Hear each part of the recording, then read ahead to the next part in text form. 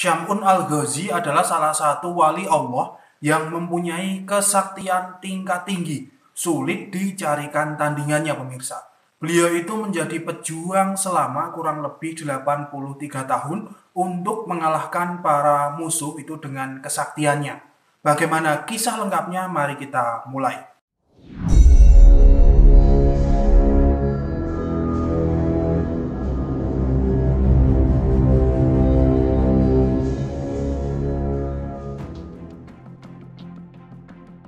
Diceritakan oleh Ibnu Abbas radhiyallahu anhu, Rasulullah itu pernah diceritakan oleh malaikat Jibril tentang sosok wali Allah yang bernama Syam'un Al-Ghazi.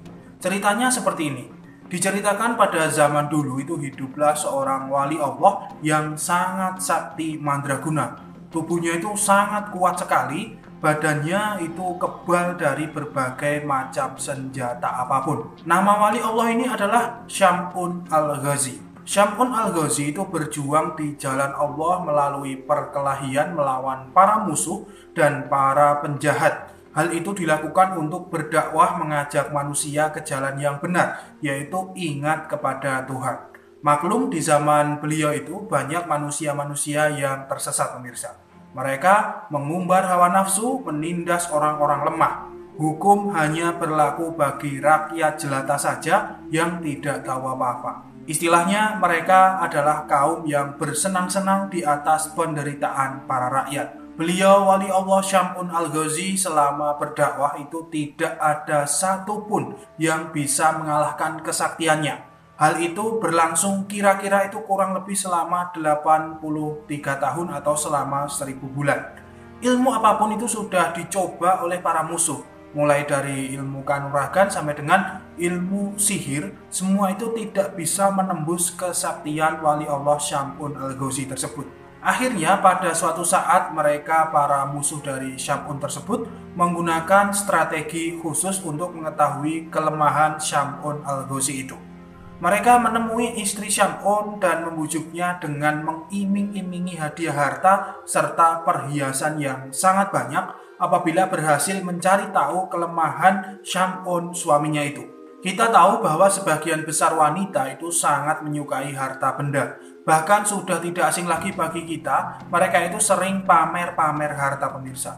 Begitupun dengan istri Syam'un, dia sangat tergiur dengan harta benda tersebut. Pada suatu hari, istri Syam'un tersebut diberikan sebuah tali yang sangat kuat. Tali itu untuk mengikat Syam'un ya. Lalu setelah terikat, barulah Syam'un rame-rame dibunuh oleh para musuh. Di suatu malam ketika Syam'un itu sedang tidur, diikatlah tubuhnya itu dengan tali oleh istrinya itu. Setelah beliau Syam'un itu bangun, beliau kaget karena tubuhnya diikat tali yang sangat kuat. Lalu istrinya datang dan berkata bahwa dirinya lah yang mengikatnya hanya untuk sekedar menguji sejauh mana ilmu yang dimilikinya.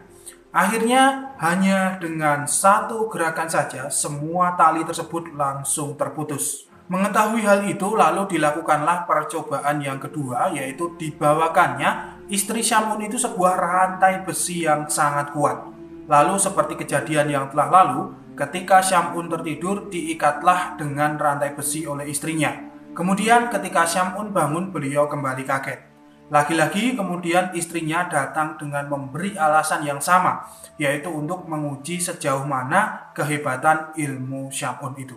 Lalu dengan beberapa gerakan terputuslah rantai besi tersebut. Kemudian Syam'un memberikan nasihat kepada istrinya bahwa tidak ada seorang pun yang bisa mengalahkannya dalam perkara ilmu kanuragan kecuali rambutnya sendiri. Rambut dari wali Allah Syam'un Al-Ghazi ini tumbuh panjang pemirsa, yang kurang lebih itu layaknya seperti sebagian ulama kita yang memelihara rambut panjang. Nah, dari nasihat itulah akhirnya istri Syam'un mengetahui kelemahannya. Singkat cerita, ketika Syam'un Al-Ghazi tidur, lalu dipotonglah 8 helai rambutnya.